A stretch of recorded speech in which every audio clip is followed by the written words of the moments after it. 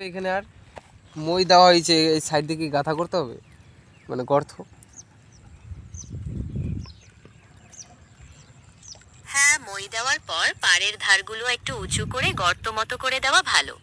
এতে জল জমিতে ধরে রাখা সহজ হয় এবং জমির তৈরির কাজও ভালোভাবে হয়। এছাড়া আর কিছু করার বাকি আছে কি, যেমন সার প্রয়োগ করা বা জমিকে চাষের জন্য প্রস্তুত করা? না, ধানের শীষগুলো এখানে ফেলতে হবে। ও আচ্ছা, তাহলে আপনি ধানের শীষ ফেলার জন্য জমি প্রস্তুত করছেন। এর জন্য মই দেওয়া আর পাড় বাঁধা তো হয়ে গেছে।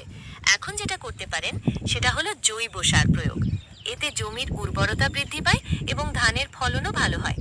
আপনি কি জৈব সার ব্যবহার করার কথা ভাবছেন? না, এমনি বাস। আচ্ছা, তাহলে জমি প্রস্তুত প্রায় সারা। এখন শুধু বীজ বোনার অপেক্ষা। বীজ বোনার আগে জমিকে আরো একবার ভালো করে দেখে নেওয়া উচিত, যাতে কোনো আগাছা কি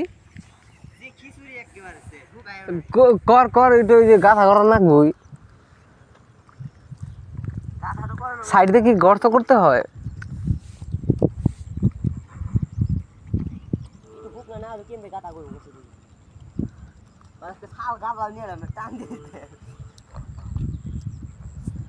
বলছি এখানে কি আরো গর্ত করতে হবে নাকি এই সাইড দিয়ে?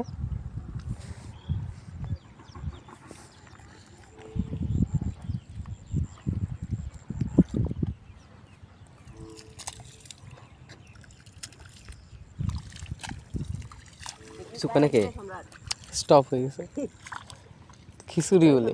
হ্যাঁ, এটা করার পর আর একবার মই দিবি।